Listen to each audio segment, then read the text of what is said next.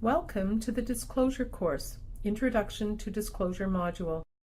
Please note that the information provided here is generic in nature. Each CCAC and service provider will have specific organizational policies and procedures related to disclosure.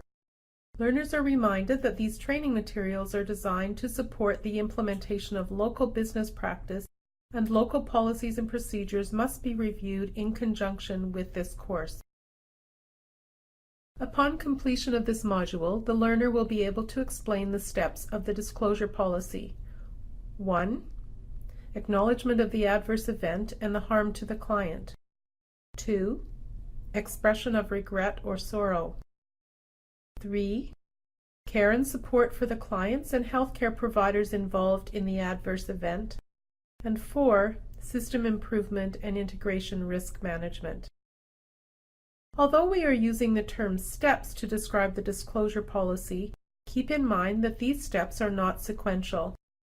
The immediate response to an adverse event would be to provide appropriate response to the client needs to ensure that those involved in the event are safe from harm. These steps are provided here to help you understand the disclosure process that will take place following an adverse client event and should not be confused with any clinical procedure or response.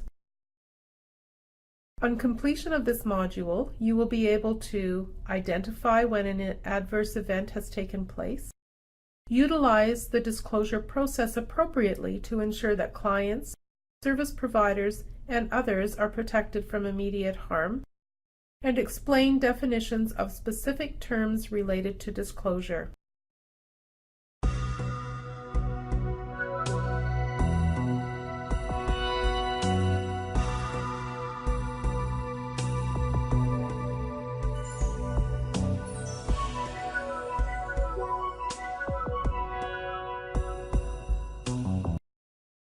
Depending on your role within your organization, you will have different responsibilities and accountabilities in responding to an adverse event. It is important to understand the role that everyone plays in the disclosure process. Learning from disclosure of adverse events strengthens the system. Healthcare providers and clients are supported and educated to help prevent similar events. There is a shared commitment and awareness of what is expected, and professional accountability of healthcare providers is determined fairly. Through disclosure, a just and collaborative culture is fostered.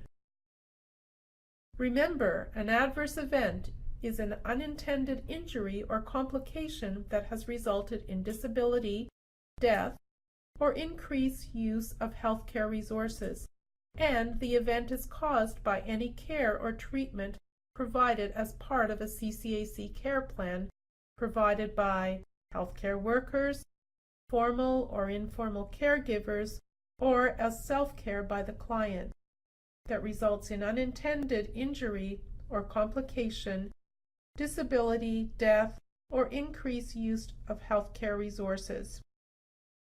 Ask yourself, did the client need to go to the hospital? Did they need to have additional resources used? If you have a question about whether this is an adverse event that should be disclosed, consult your manager or supervisor at the appropriate management level. In addition to acknowledgement that there has been harm or potential harm done to the client, healthcare providers involved in an adverse event will experience a range of emotions such as sadness and guilt, and may require professional support depending on the severity of the event.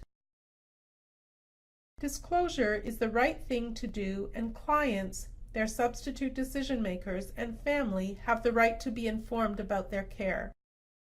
Ask yourself, is this something that I would want to know if it happened to me or to someone in my family?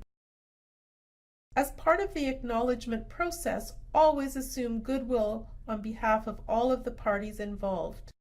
Approach the disclosure process mindful of the need to preserve the confidentiality of the client's personal health information. Be certain that you have the facts related to the event and have clearly reported the facts that resulted in the adverse event. As there are likely additional team members involved with client care, including service providers, it's important that steps are taken immediately to avoid additional harm to clients and healthcare providers. The purpose of disclosure is to affirm clients are entitled to be informed of all aspects of their healthcare, including the right to know if harm has occurred. One of the first steps in the disclosure process is acknowledgement that harm has taken place. The purpose of this training is to prepare you to participate in the disclosure process. A recent study suggests that providers are often not sufficiently prepared for the emotions that they will experience in the disclosure conversations, and in particular with feelings of anger, which can undermine the entire disclosure process. Review your organizational policies and procedures and discuss case studies with your colleagues so that you will be prepared to respond and communicate effectively in responding to client safety incidents. Remember, disclosure is a collaborative team endeavor. An expression of sympathy or regret, a sincere statement by those involved in the circumstances that led to the adverse event that resulted in harm to a client, helps the healing process and preserves the relationship with the client. It's important to provide support to the client's family, or the substitute decision maker, and to avoid defensiveness and self-blame or blaming others.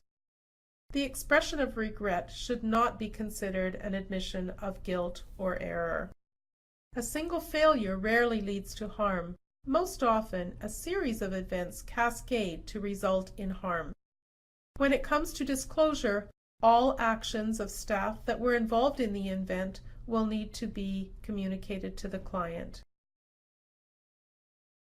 It is critical that as healthcare providers, we understand that disclosure is designed to strengthen the relationship with the client, substitute decision maker, or family by improving understanding, skill, and confidence with the disclosure process. Care and support for the client and the healthcare provider involved in an adverse event will vary depending on the circumstances of the event. Clients are supported when they receive important information about their care in a timely manner.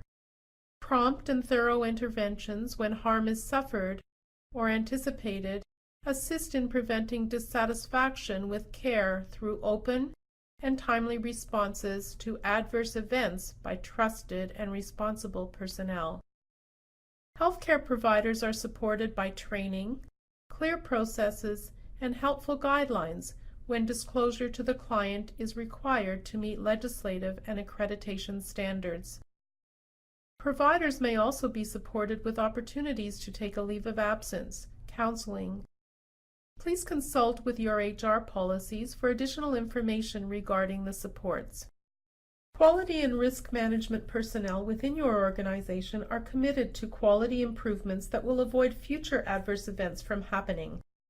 Individuals and organizations learn from mistakes. A just culture that is focused on client safety supports disclosure as a key building block to ensure client safety. A just culture assesses system performance, not staff performance, seeks to find the underlying causes, and puts a plan in place to learn from the event to prevent it from happening in the future. Focus on how instead of who.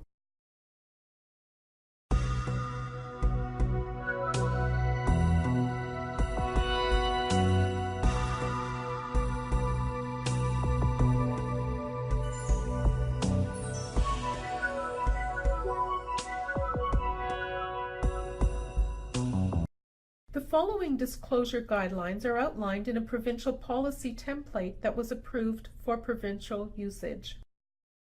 Each organization needs policies that include specific guidelines on what events ought to be disclosed, who ought to disclose these events to clients, to whom the closures should be made, when disclosure should take place, how the disclosure ought to be made, what needs to be documented and reported, and what follow-up is required. We will review the guidelines here. However, we encourage you to review the specific organizational guidelines at your workplace. What events ought to be disclosed? All staff are required to familiarize themselves with their reporting requirements related to client safety and staff safety events. When it comes to disclosure, all adverse events that are caused by the actions of a CCAC staff member will need to be disclosed. If you have a question concerning disclosure, contact your manager, senior manager, director, or director of quality and risk management staff. Where legal action is threatened or anticipated, the senior manager, director, director of quality and risk management must be consulted before disclosure takes place. Who ought to disclose events to the clients? Each organization will determine the roles and responsibilities related to disclosure. A collaborative team process is required to review the adverse event and organize all the necessary steps for disclosure. Initial communication is needed as soon as is reasonably possible. The most timely and appropriate disclosure may be required, and that may mean a service provider organization may disclose the adverse event and then advise the CCAC accordingly. Upon notification of an adverse event, the staff responsible for the client's care is the most responsible person, or MRP, and is responsible to promptly organize a team meeting prior to disclosure. The most responsible person, in partnership with the team members involved in the case or other designates as appropriate, is responsible for disclosing to the client or substitute decision maker. In some cases, the senior manager or director, quality and risk management, along with the senior team, may be contacted to assist with the disclosure process. Where legal action is threatened or anticipated, the senior directors must be involved in the discussion to determine who the most appropriate person to disclose is. Two individuals of the identified disclosure team should be present during the disclosure to the client or substitute decision maker. To whom should disclosure be made? There is a duty to warn family members in the event that harm may arise to them as a result of the disclosure of an adverse event. For example, the nurse asks the daughter to dispose of a sharp object. The daughter pokes herself and as a result contracts hepatitis C. In situations where there is harm to more than one client, communication should follow a process that ensures privacy and confidentiality is protected for all clients involved. Suggestions for the communication include the following. Communication in these situations should not occur in a group setting. Clients can be contacted through a number of methods, including telephone, registered mail, or face-to-face meeting. Opportunities for individual face-to-face meetings should be made available for all clients to further discuss their situation, but group face-to-face settings should be avoided.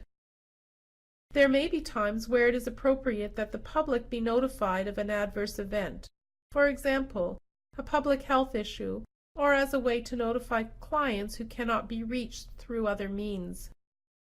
Every effort should be made to ensure that all clients have been contacted prior to the information sharing conference with the media. While every attempt will be made to contact all clients affected first, this may not always be possible, particularly if the notification involves a large number of clients. When should disclosure take place? Facts are to be shared in a sensitive manner with the client as soon as practically possible after the adverse event is identified. The most responsible person, that is, team members involved in the case, the service provider, the healthcare team member, or other designates, should meet with the client or the substitute decision maker, the family, as promptly as other duties permit and as appropriate given the client's clinical condition. The assumption is that most clients, substitute decision makers' families, would want to know what has happened in a timely manner. Clients, substitute decision makers, families, have the right to decline disclosure, Prior to any disclosure, ask the client, substitute decision maker, or family if they want to receive the information. Declining disclosure should be documented in the client's record. Adverse events which are discovered after a client's discharge from the CCAC should also be disclosed to the client, substitute decision maker, or family in a timely manner. How ought the disclosure to the client be made? Disclosure of an adverse event to the client, substitute decision maker, or family is a process and requires consideration of the client's personal, social, religious, and cultural needs. If possible, the disclosure discussion should take place in person and not by phone. When disclosing, use non-technical language, avoid speculation and attribution of blame of specific individuals, focus on the facts that are known about the event at the time of the discussion, and answer questions from the client, substitute decision maker, or family to the best of your ability.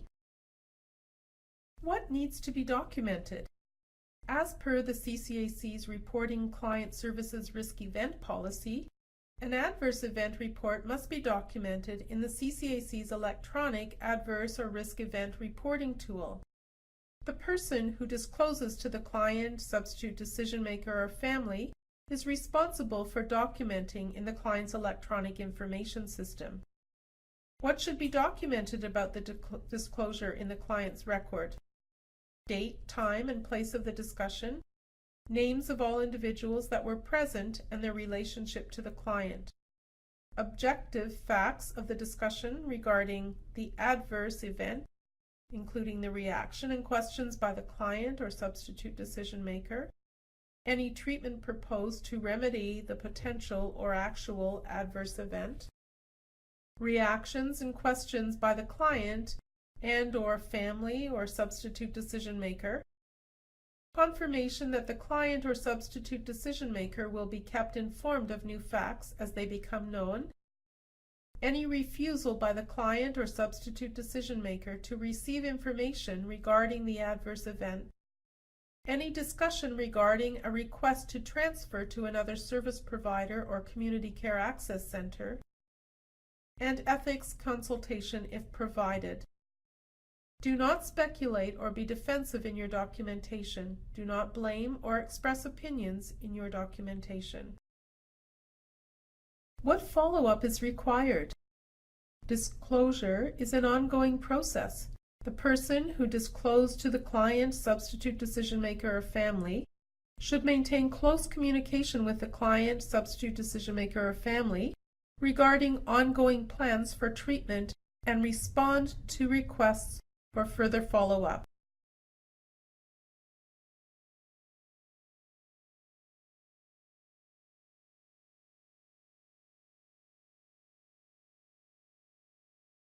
Accident. I had lots of injuries and was unable to take care of myself for at least 6 weeks. I have relatives that were able to assist me some evenings, but I required a lot of care for my wounds and help with my medications.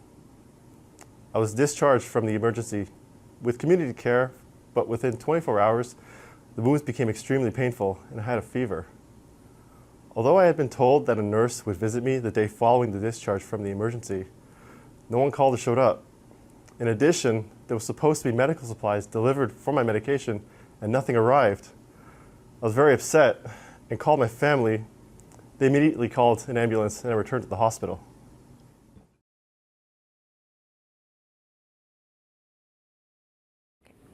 I'm the hospital case manager. When the family and client B got to the hospital, client B was admitted as he was unstable and he required immediate medical attention for his wounds. And due to the stress of him not getting timely care in the community, he was very distressed. When I arrived at work on Saturday, I was advised of the client's readmission to the emergency department. I immediately followed up with the client to find out what the facts on what happened were and to ensure that he was safe. I apologized for the situation and advised that I would follow up immediately. The client explained to me that he wanted to go home as soon as possible as he understood that there was a C. difficile outbreak in the hospital, but he was worried about going home now too. It was very stressful for the client. During my discussion with the client, I reassured him that everything would be arranged, so I called the service provider in his presence so that he was aware of the conversation and the services that were arranged.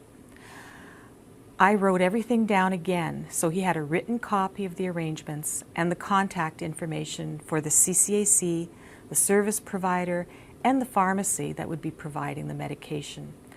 I assured him that his safety was a priority.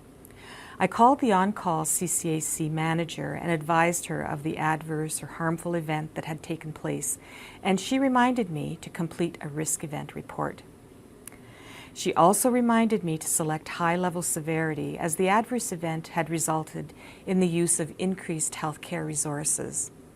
The client was discharged and returned home. Later that day, the service provider had assigned a nurse, but the nurse was given an incorrect address for the client. When she got to the home, there was no one there. She had to call her agency, which in turn had to reconfirm details with the CCAC. This resulted in a significant delay in services arriving at the client's home. Client B had been on the phone with the CCAC and was aware of the confusion and continued to be skeptical and upset. I updated the CRIS notes and identified that there was a medication data entry error and that the incorrect medication code had been entered. I completed another risk event report and noted that it was a near-miss medication data entry coding, as the medication was never given to the client, as he did not receive the services as ordered on the Friday evening.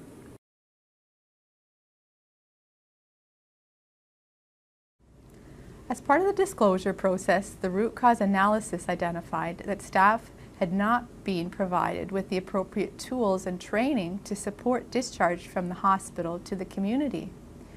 After investigation, it was found that the CCAC staff were confused about how to enter medication codes, and that the new protocol in place, transitioning from paper discharge reports to the new electronic data entry in CRIS, was not used.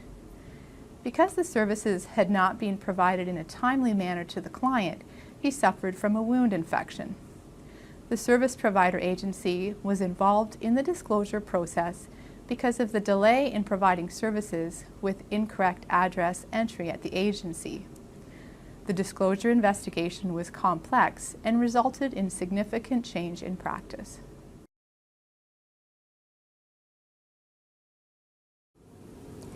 The documentation of this short-stay acute client entry into CRIS was delayed because the discharge information from the hospital didn't get entered into CRIS, as the discharge report was in paper format. It is important for CCACs, hospitals, and community service providers to work together to align their respective systems and processes affecting clients at transition points from one service to another. In this case, the hospital emergency department and community nursing services were involved. Working together to improve communication flow improves the client experience and outcomes of care. Since Client B was discharged on Friday evening, the report had not been faxed to the CCAC until the Saturday. As a result of the disclosure process, the system continuity plans between the hospital and the community nursing were reviewed.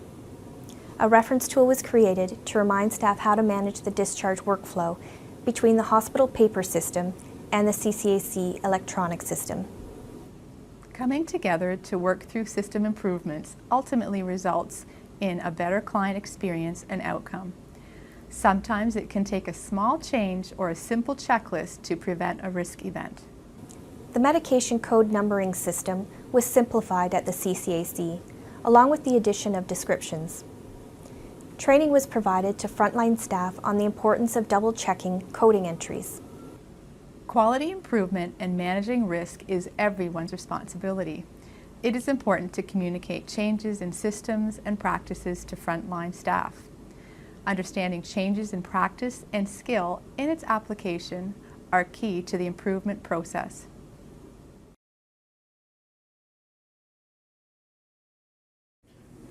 The CCAC and hospital staff was involved in the disclosure process.